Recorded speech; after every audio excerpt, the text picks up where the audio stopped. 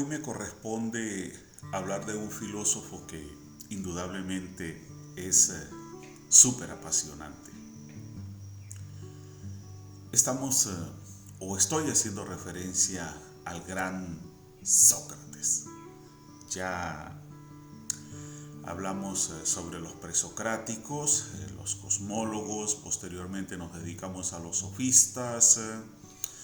Hemos hecho por ahí algunas alternancias con unos filosofando, y para hablar de Sócrates yo diría que es necesario hacer primero una generalidad, una gran generalidad que creo que me va a ocupar 2 o 3 videos, empezando hoy por supuesto con la primera disertación.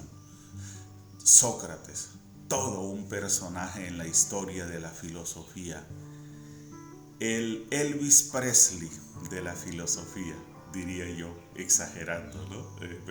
Pero no exagerando por considerar que no tenga una dimensión de gigante, no. Quizá porque la analogía no sé hasta qué punto sea la más adecuada, porque con Sócrates dentro de la filosofía ocurrió lo mismo que con Elvis Presley dentro de la historia de la música rock. Elvis Presley no inventó el rock and roll, pero fue quien desde su individualidad lo llevó a unas cuotas jamás alcanzadas hasta ese momento. Sócrates no inventó la filosofía. Por tradición se nos dice que fue Tales de Mileto, pero Sócrates la llevó a unos niveles de perfeccionamiento impresionantes, como nunca antes lo había hecho hasta ese momento. Y posteriormente, de forma inmediata, detrás de él Platón, y detrás de Platón Aristóteles. Entonces, por eso es que hago la comparación. Les doy la bienvenida a Senda Filosófica de esta manera. Vamos a entusiasmarnos con las suscripciones porque ya falta poco para llegar a 1000 suscriptores. Y bueno, nos queda poco tiempo para lograrlo, así que por favor, vamos a suscribirnos, a darle like a los videos, a compartirlos y a comentarlos sobre todo. Es muy importante los comentarios para conocer la postura de los suscriptores y los no suscriptores de Senda Filosófica. Alguna inquietud, alguna duda, alguna pregunta, alguna sugerencia. Les dije en una oportunidad que Senda Filosófica debe ser fundamentalmente un diálogo, rasgo fundamentalmente necesario dentro de la filosofía. Así que a suscribirse, por favor. Bien, empezamos entonces hoy con el gran Sócrates. Vamos con la primera disertación. A juzgar por el busto que ha llegado hasta nosotros entre las ruinas de la escultura antigua, Sócrates estuvo tan lejos de ser un hombre hermoso como pudo serlo jamás filósofo alguno. Cabeza calva, ancha cara redonda, ojos profundos y fijos, roja nariz, vivo testimonio de su asistencia a los banquetes. Aquella cabeza era más propia de un mozo de cuerda que del más famoso de los filósofos. Pero si lo miramos con atención, atisbamos a través de la crudeza de la piedra algo de la humana bondad y modesta sencillez que hizo de aquel pensador tan llano un maestro querido de los jóvenes más distinguidos de Atenas. Sabemos muy poco de él, y a pesar de ello le conocemos mucho mejor que al aristocrático Platón y al sabio, prudente y moderado Aristóteles.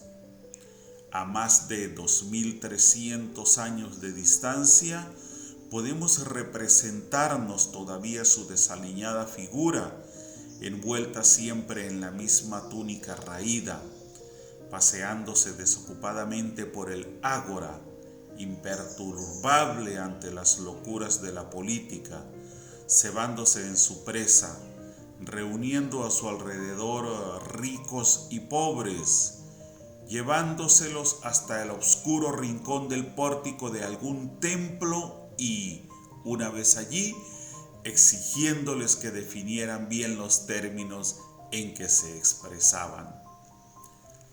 Aquellos muchachos que se congregaban a su alrededor y le ayudaban a crear la filosofía europea formaban una abigarrada muchedumbre. Eran jóvenes ricos como Platón y Alcibíades, quienes se deleitaban con los satíricos análisis que hacía de la democracia ateniense. Eran socialistas como Antístenes, a quienes satisfacía la pobreza sin cuidados del maestro y se hacían de ella una religión. Y ni siquiera faltaban entre ellos uno o dos anarquistas como Aristipo, quien aspiraba a un mundo donde no hubiera amos ni esclavos y todos los hombres fueran tan desenvueltamente libres como Sócrates. Todos los problemas que hoy agitan a la sociedad y proporcionan a los jóvenes materia para discusiones sin fin, apasionaba ya entonces a aquella cuadrilla de pensadores y habladores que, como su maestro, pensaban que la vida sin controversia era indigna de un hombre verdadero. Toda escuela de ideología social tuvo allí su representante y, acaso, su origen. Cómo vivía el maestro era cosa difícil de saber. No trabajaba nunca ni se preocupaba por el día de mañana. Comía cuando sus discípulos le invitaban a honrar sus mesas y sin duda les agradaba su compañía, porque el aspecto de nuestro filósofo ofrecía todas las muestras de una salud próspera. No era tan bien recibido en su propia casa, porque tenía muy abandonados a su mujer y a sus hijos, y desde el punto de vista de Jántipa, Sócrates era un holgazán inútil que proporcionaba a su familia más fama que pan. A Jántipa le gustaba charlar, tanto por lo menos como a su marido, y entre ambos debieron de entablarse diálogos que Platón se olvidó de registrar. Con todo, su mujer Jántipa le amaba y no pudo contener su desconsuelo al verlo morir, aunque ya él pasaba de los 70 años. ¿Por qué lo veneraban sus discípulos? ¿Acaso porque era tan hombre como filósofo? Con harto peligro de su vida, había salvado la de Alcibíades en el campo de batalla y podía beber como un gran señor sin temor a emborracharse y sin excederse. Pero no hay duda de que lo que más en él les agradaba era la modestia de su sabiduría. Nunca pretendió poseerla, sino únicamente buscarla con amor. Era un amateur y no un profesional de la sabiduría. Se decía que el oráculo de Delfos, con insólito buen sentido, le había declarado el más sabio de los griegos, y él había interpretado aquello como aprobación del agnosticismo, que era el punto de partida de su filosofía. Yo solo sé una cosa, y es que no sé nada. La filosofía empieza cuando aprendemos a dudar de todo, de las creencias más queridas, de los dogmas y los axiomas preferidos. ¿Quién podrá decirnos cómo esas amadas creencias se tornaron certezas en nosotros? Y si acaso no nos fueron imbuidas furtivamente por algún deseo disfrazado de pensamiento. No existe en realidad una filosofía mientras el espíritu no se vuelve sobre sí y se examina a sí mismo. Nótice autón, dice Sócrates, conócete a ti mismo. Claro está que antes de él hubo filósofos. Los hubo fuertes como tales y Heráclito, sutiles como Parménides y Zenón de Elea, proféticos como Pitágoras y Empédocles, pero ellos en su mayoría eran físicos. Habían estudiado solamente la fisis o naturaleza de las cosas exteriores, las leyes y los elementos del mundo material y mensurable. Todo eso está muy bien, decía Sócrates, pero existe una esfera mucho más digna de los filósofos que la de todos esos árboles y esas piedras y aún de todas esas estrellas. Existe el espíritu del hombre. ¿Qué es el hombre? ¿Qué se puede llegar a ser? Así, pues, él andaba su camino, escudriñando en el alma humana, sacando a luz suposiciones y poniendo certezas en tela de juicio. Cuando los hombres discurrían con demasiada prontitud sobre la justicia, él les preguntaba tranquilamente: «Toti, ¿y qué es? ¿Qué pretendéis decir con esas palabras abstractas por medio de las cuales intentáis plantear con harta ligereza los problemas de la vida y de la muerte? ¿Qué entendéis por honor, virtud, moralidad, patriotismo? ¿Qué entendéis por vosotros mismos?». Tales eran las preguntas de carácter moral y psicológico que Sócrates prefería.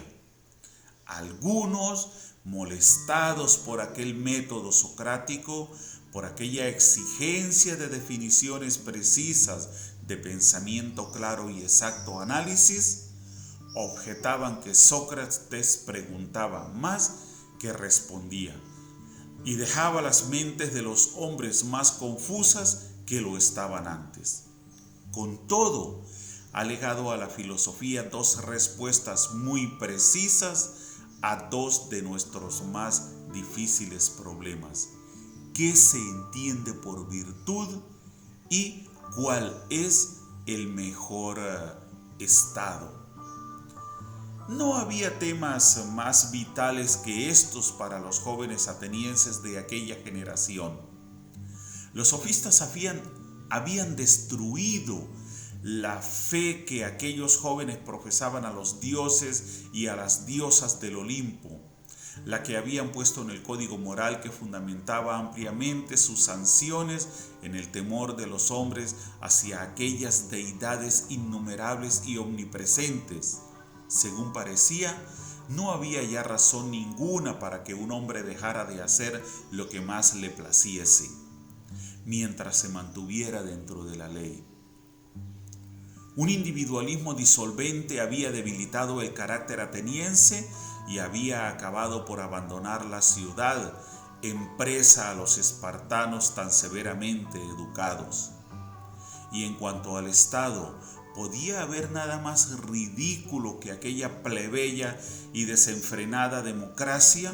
Aquel gobierno fundado en una sociedad deliberante, aquellas precipitadas elecciones, destituciones y ejecuciones de jefes del ejército, aquella selección tan poco selecta formada por agricultores y mercaderes, elegidos por orden alfabético para ser miembros del Supremo Tribunal del país.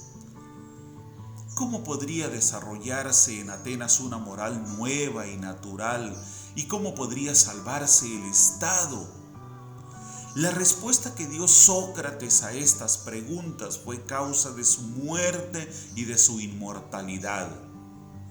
Los más rancios ciudadanos le hubieran honrado si él hubiese preferido restaurar la antigua fe politeísta, si hubiera querido guiar su cuadrilla de almas emancipadas hacia los templos y los bosques sagrados, y las hubiera inducido a sacrificar nuevamente a los dioses de sus padres.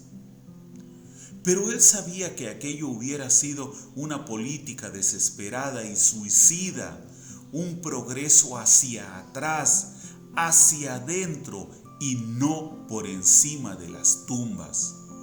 Sócrates profesaba su propia fe religiosa, creía en un Dios único y, a su modesta manera, esperaba que la muerte no acabaría con él del todo. Pero sabía que un código duradero de moral no podía fundarse en una teología tan vaga.